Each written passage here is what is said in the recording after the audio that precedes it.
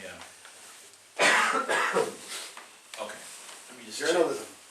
What? Journalism it is. I see your, not gerrymandering though. I see your topic is gerrymandering. Yeah. We're doing journalism. Oh shit. What's that? Oh shit. Okay, well I can do journalism without notes. Yeah, I was gonna say that's in your blood, man. That's your lifeblood right there. I'm trying to think. Why did I pick journalism? Yeah. Is that next week? It must be. I don't know, because remember in the hallways of the X-Ray FM, I was saying, hey, there's like an error if you go on. There is. Oh, and you were right. I don't know why it did that, but it did do that. It repeated a whole bunch of stuff. Right. So. But yeah, I was saying that for this week, I was saying it'll be the arts and it'll be journalism. Okay, because I have on the calendar arts and gerrymandering because I didn't fix it. So okay, so I'll fix it. Sorry. All right. No. But you got your My bad. gerrymandering. Let's do gerrymandering next week, and yeah. Okay. What was the other one? The two topics next week. I don't remember. All right. I need to fix the calendar. I printed. What I did was I created a calendar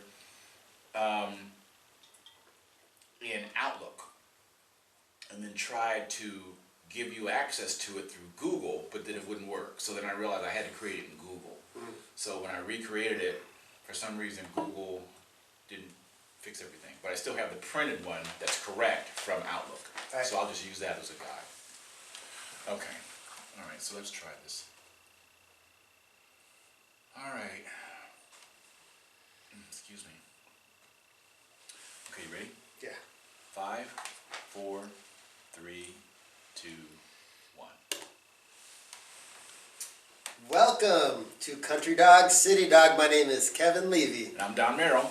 And thank you so much for joining us. Today we have a great topic to talk about, which is journalism. Yay! Journalism. Is it a uniter? Is it a divider? How can that subject be talked about in this particular format? There's so much to go. Well, for all the people who a few years ago were calling journalists the enemy of the people, for them, journalism is not a topic that they like to talk about. George Orwell said that, what was it? Journalism is talking about stuff that other people don't want to talk about, and everything else is just public affairs, public relations. You know, rural, suburban, urban, those areas are often socially, economically, and politically very distinct. The residents face many of the same issues like healthcare, employment, education, housing, criminal justice, and climate change that's all affecting their communities. But telling the story is not always the same. Good journalism, that can make all the difference on how that story is told and then how it is perceived by the public. Good journalism. Now, see, you just used a very volatile word there. Right. What is good journalism? What some people consider good journalism, other people consider lies, you know? And, you know... How do we get beyond that? Well, I think it has to do with what the audience is looking for. You know, I think if the audience is looking for perspective that fits with the way they want to see the world, then that's where they get their news. And you're not really going to pull people from one side or the other, because research says people don't tend to move away from their political perspectives. And so they pick journalistic outlets that reflect that political perspective. So I have a question. Do you feel that the local perspectives of stories from rural areas are told less often, while more negative stories from non-local reporters rise to the top? Well, unfortunately, in most markets, I mean, you know, people probably already know this, but in the United States, markets are divided up according to, you know, location and population. The largest markets are the biggest cities. New York is the largest media market in the country. Los Angeles is like the second media market. You know, in the top 5 or 6, you know, would include Chicago, Dallas-Fort Worth, Seattle,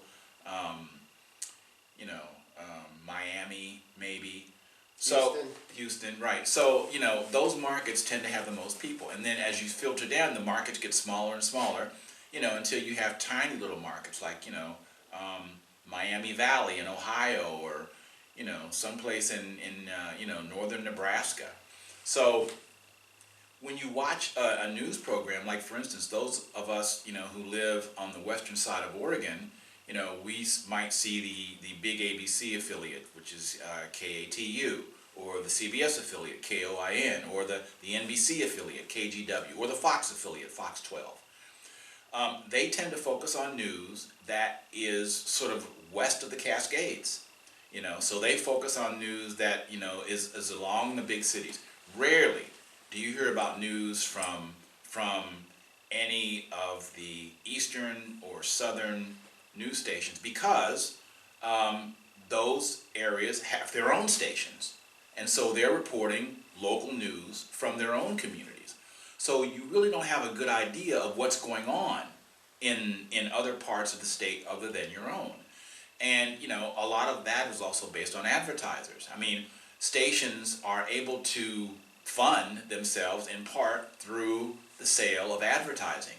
And an advertiser in Bend is not going to advertise on Coin unless they are a national advertising chain like Chili's or Mattress Warehouse or something like that, or Toyota, right? Then you're going to see ads all over the state.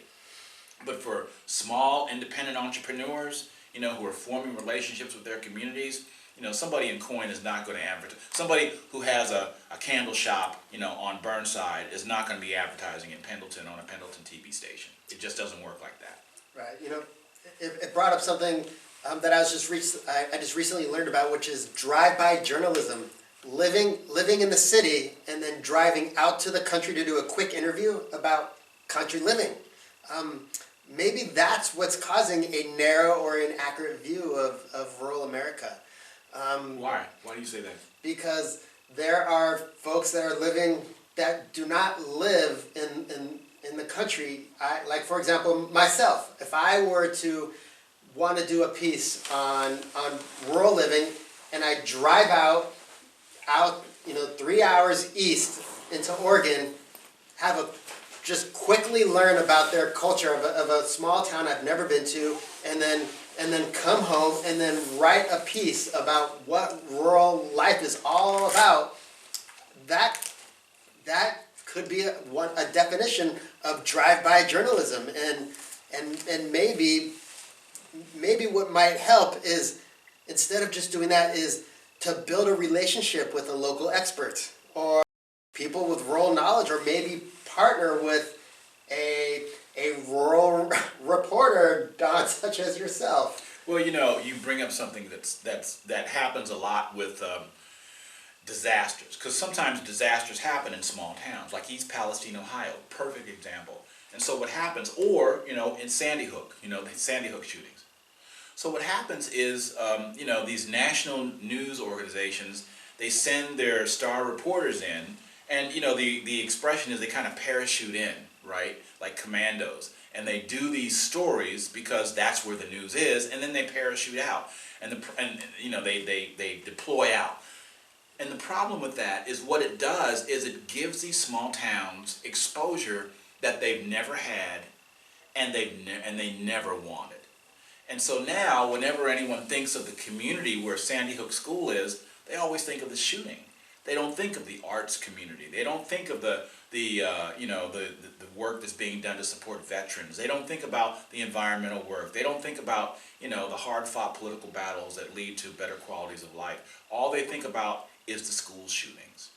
And that kind of journalism can be very damaging to communities. But it's kind of difficult, because if they have small news in that area, like small town newspapers or small regional radio stations, they can't get the news out nationally like a national network can. And so the national reporters sort of have to go to these towns. But like you said, Kevin, sometimes the way they portray these towns without really the story is not the arts community. If a train derails and 50 cars burst into flames, the story is not about the arts community.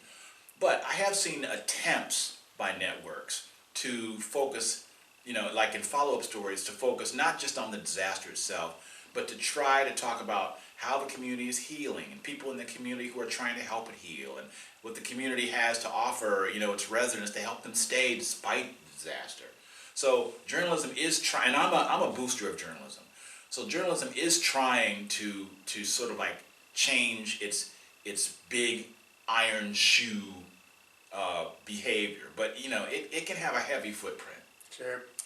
I just read online that the Society of Journalists Code of Ethics states that journalists should avoid political activities that can compromise integrity or credibility. Journalists should avoid spoon-fed, cherry-picked information if it's likely to be slanted, incomplete, easily disputed, or has an invalid conclusion. And one of the reasons why I'm bringing this up is something that comes to mind is Sean Hannity and Tucker Carlson. And though I don't necessarily want to call them real journalists, but it was just reported that Fox News reporters with text exchanges and Rupert Murdoch, the owner of Fox News, during court-ordered testimony, it was stated that when the TV cameras were off and behind closed doors, Sean Hannity and Tucker Carlson clearly acknowledged, and they know that Trump lost. They knew there was no evidence that was provided from his legal team, and Hannity was stating that, Carlson was just stating that he hates Trump personally, and they can't stand him, and they know that he lost. They're just saying that behind the closed doors. But as soon as the TV cameras go on and they're in front of the audience of the millions of viewers, they change to a second face, and then all of a sudden,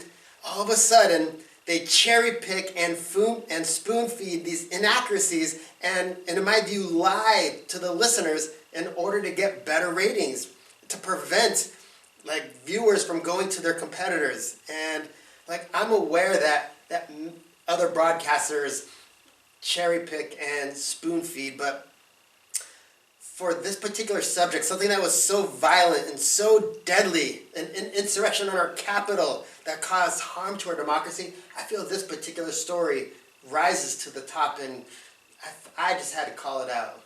Well, the people who listen to Tucker Carlson, just like the people who listen to Rush Limbaugh, Sean Hannity,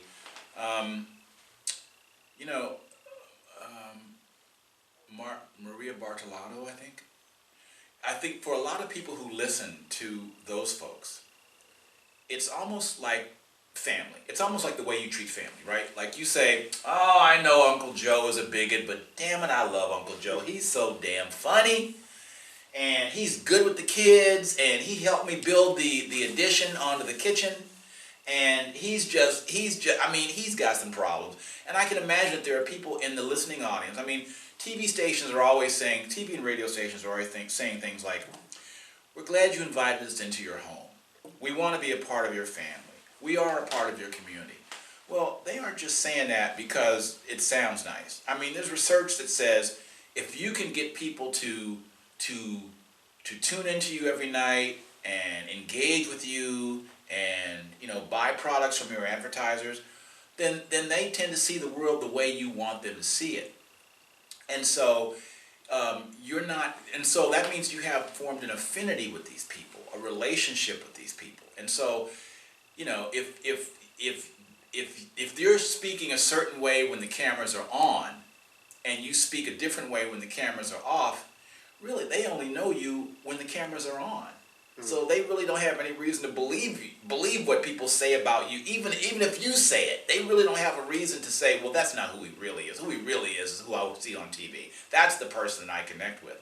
And so, there again, it's one of those things which has also been reported a lot in journalism, that people tend to believe something that is repeated over and over, whether it's true or not.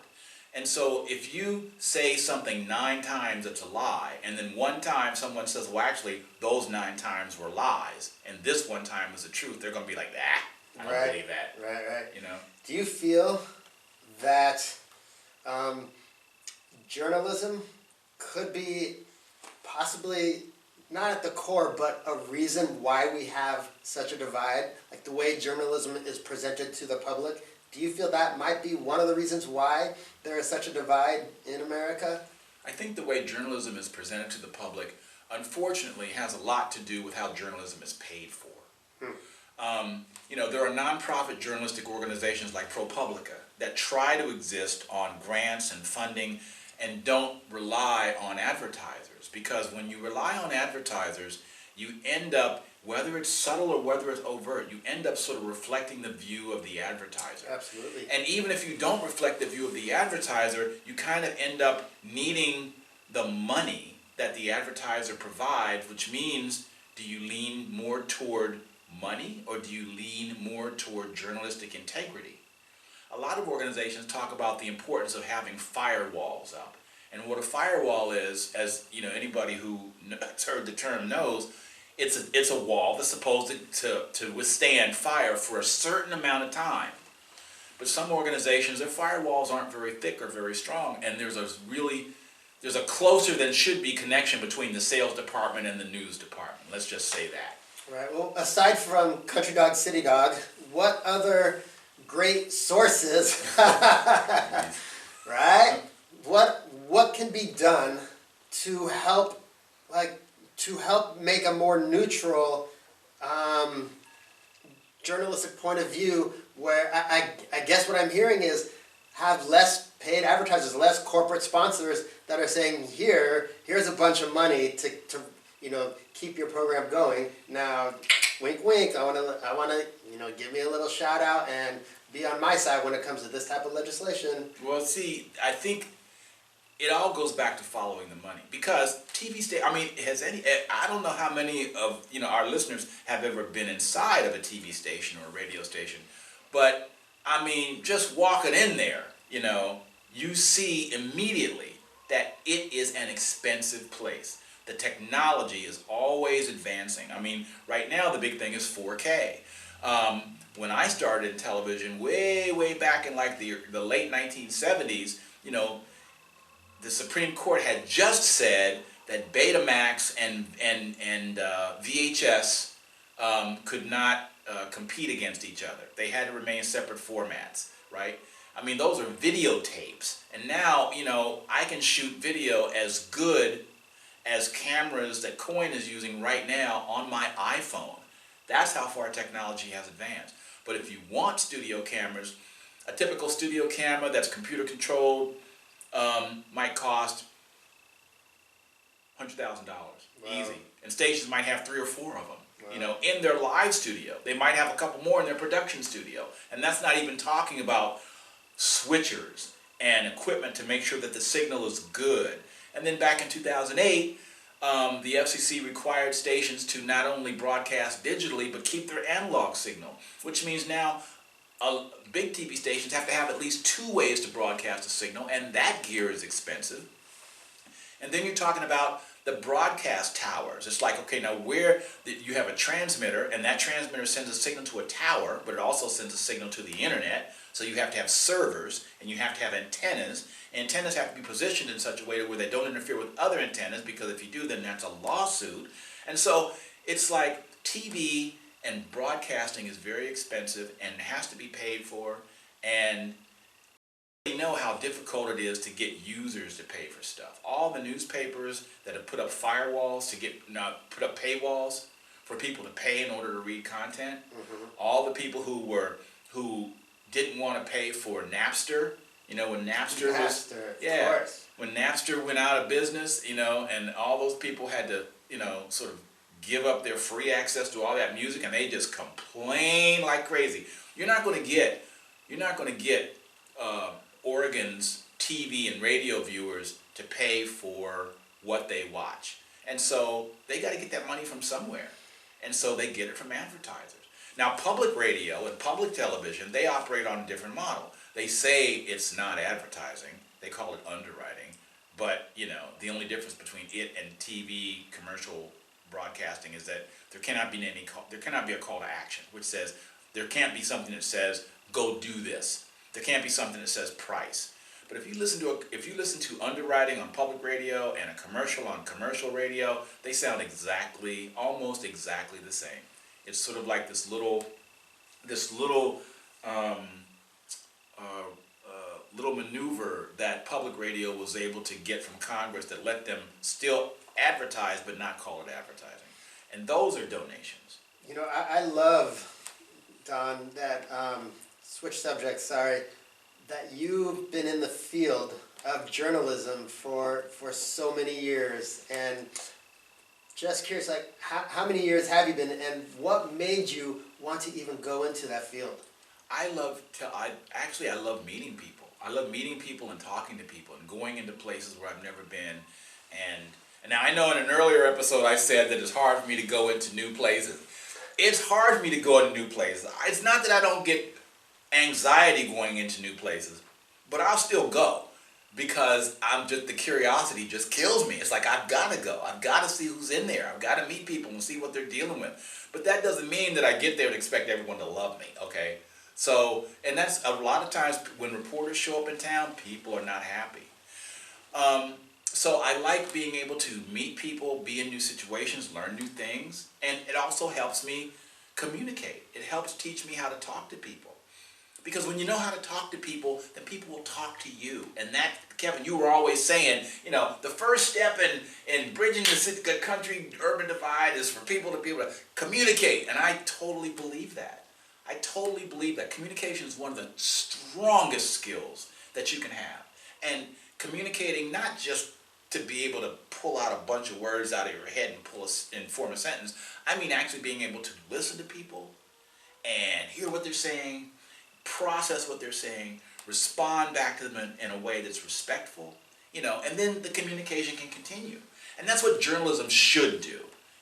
Journalism doesn't always do that. And so for people who live in the country and for people who live in the city, sometimes the way their journalists talk to themselves, like all journalists can talk to each other because we all sort of get what we're all dealing with.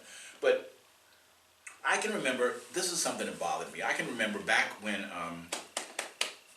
when the last presidential election, the one before the one we just had in 2016, I remember seeing lots of t-shirts that said, "Rope, tree, journalist, some assembly required." Oh, man.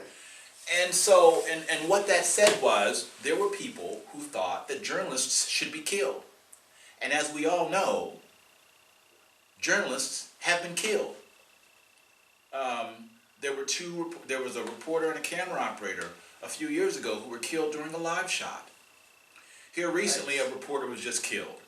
An NPR reporter was killed. Someone shot through her apartment window. Being a journalist is not a totally glamorous, totally danger-free occupation.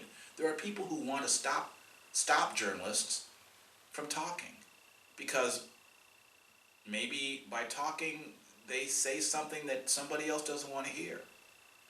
And something else about that, when a newspaper, there's been plenty of studies that have shown that when a newspaper closes in a community, the number of criminal court cases drops.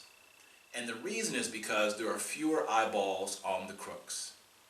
So, it kind of makes sense that, if someone wants to give a TV station or a newspaper or a radio station a hard time, all they have to do is just keep accusing them of violating the FCC or accusing them of being discriminatory or accusing them, and pretty soon, the station the station doesn't want to adopt a bunker mentality, but then they start picking their stories just a little bit more carefully. And, and you create this chilling effect that people talk about. And as a journalist, I think that's the worst thing in the world. I love journalism. I love journalism because it really does protect our rights, our constitutional rights. And it's funny to me that all the people who would rally against journalism because it says what they don't want to hear, rally to journalism when it says what they do want to hear. And I'm like, make up your mind. Yeah, I feel all Oregonians, or for that matter, all Americans should fear the erosion of unbiased and ethical journalism, because with that we start to lose the truth, and then we're not left with facts, just conspiracies and disinformation and propaganda. Then we're screwed. The importance of journalism is vital for keeping communities informed and holding those with power accountable, like you were saying, when newspapers shut down.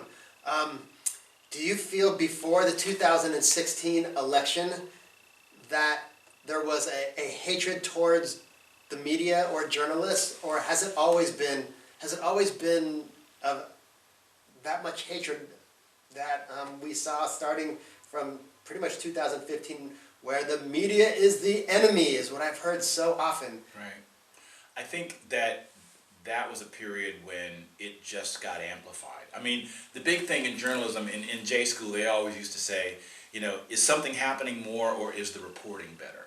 Right. So, in that case, you could say both, because as the reporting improved, you got... Okay.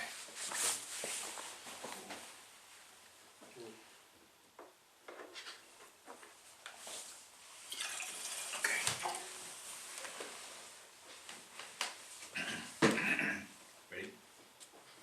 Yeah. Okay. So what was the last thing I said?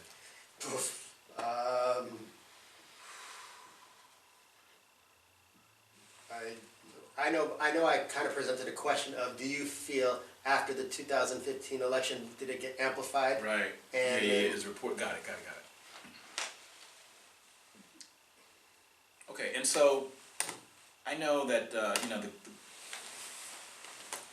question in journalism has always been, is there more of something or is the reporting better? And I think in that case, the answer was both, because as the reporting got better, we were able to see that there was more of something happening. And what was happening was, people, their hatred of being told that there was a reality that didn't agree with theirs was on the uptick. But journalism has also had some really good innovations, like podcasts, blogs and podcasts. Blogs and podcasts have turned ordinary people into journalists. And you can see a lot of situations where, for instance, I watch a program called Adventures with Purpose, which is a YouTube show where people go into rivers around the country and find missing people who may have died in their cars and work with the local law enforcement to pull them out. A lot of times they find out about those people because of local bloggers and journalists who've heard about people who've died and they can't be found, and maybe they're in this river and maybe you guys should come and check it out. Or, all the stuff that had to do with voting machines, the Dominion voting machines back in 2008, where people were thinking, oh, the voting machines, that was not a big story until bloggers pushed it and then the national news picked it up. So journalism has become more democratized and more people can now engage in their First Amendment right to speak. The problem with that, of course, is that you now get a lot of people who are, talking out of their hinter areas, and they don't really speak to facts. They more speak to biases and prejudices, which does not help journalism. But as an American, it's sort of like that something I learned when I was in the military. They said, I may not agree with what you say, but I will fight to the death to protect your right to say it. Right. We have sitting at this table right here, we have the perspective of country lifestyle and city lifestyle, two different viewpoints coming together to share the knowledge that we have on these subjects, and journalism being such an important one. I feel that everyone can share a thought and opinion about any subject, but coming together and working on it, working things out, so to lower the tension, to relax the environment. Live your life without any expectations of others, and the world will be a much more accommodating place. And don't judge people based off their political views or lifestyles or beliefs. That creates unnecessary amount of stress, and you don't need more stress in your life. And be okay with change. Change is good. You're gonna be all right. If it doesn't affect you personally or directly, then it's okay to let it go. Change is healthy, and there's so much, there's so much to be said. We would love to hear what you have to say, specifically even journalism. And can journalism help to unite? Is there always going to be a divide when it comes to journalism with two strong different viewpoints? Please write in. Reach out to countrydogcitydog.fm and write into us, and we would love to hear from you. countrydogcitydog.fm, and scroll down to that questions and contacts page and share your thoughts with us. I just wanted to say one other thing about small town journalism versus big city journalism.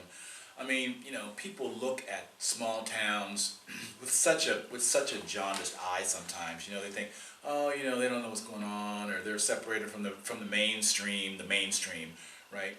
But small town journalism, small town reporters, small town papers, small town radio stations, those guys are the meat and potatoes of America. I mean, I can't tell you how many TV stations I have worked in where when I go in the morning before the daily news program, I go in and I see all of the producers who are producing all the news stories. They're sitting there reading the newspaper. So, what that tells me is that it's the print journalists who have always been the backbone of journalism as far as I'm concerned.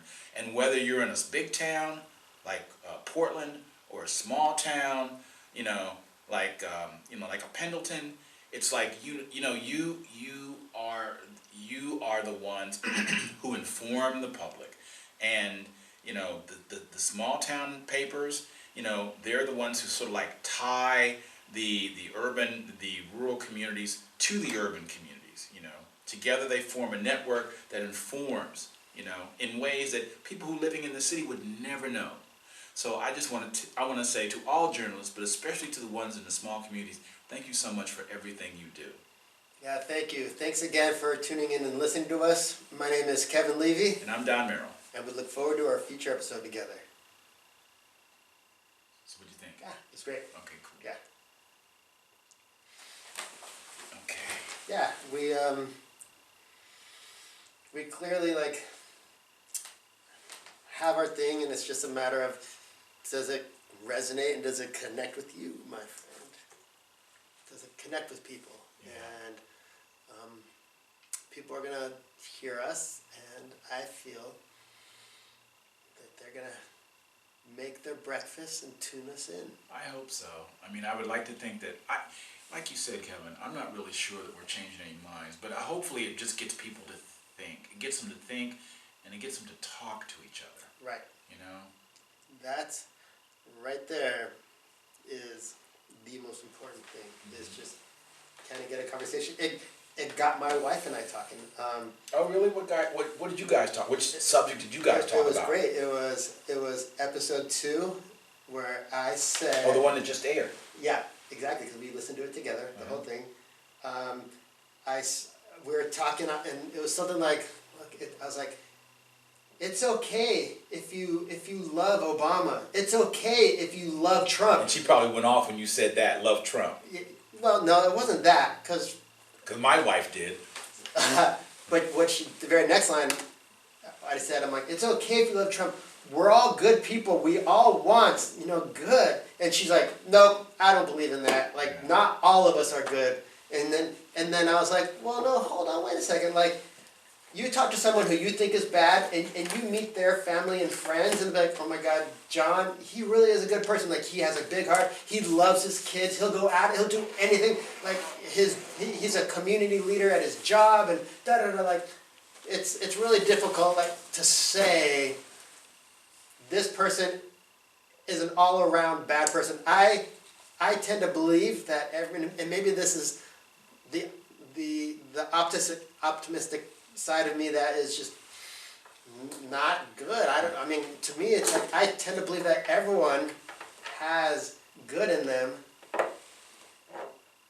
and how they want to show it is another question, and how they are out in the public. But I still hold true. Anyways. Well, wait. No. Let's not get away from that too quick. Okay, so.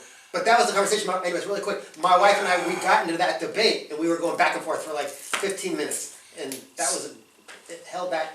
It got us talking. So, okay. I always think, whenever I hear that, I always think about, and unfortunately this is just the go-to example, but I always think about Nazis.